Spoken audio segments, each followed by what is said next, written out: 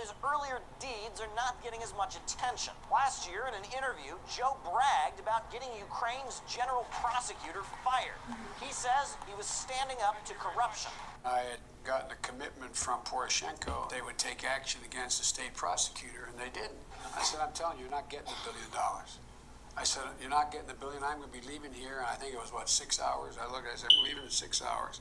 If the prosecutor's not fired, you're not getting the money.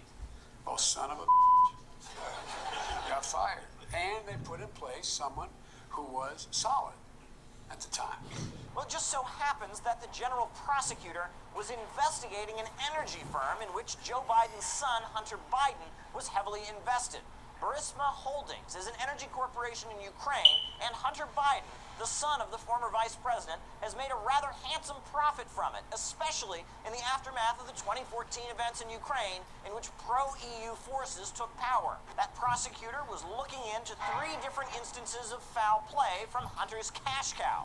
However, all it took was a phone call from Papa Joe, and that prosecutor was out. We had plans that included interrogations and other crime investigation procedures into all members of the executive board, including Hunter Biden.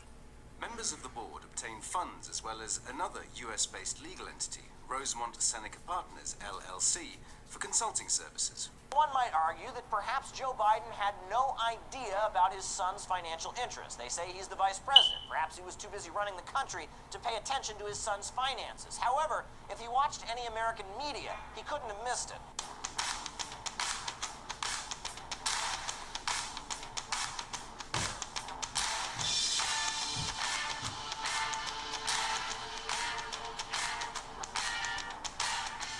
During the Ukraine events of 2014, the White House dismissed any notion that Hunter Biden's financial dealings had any impact on their decisions.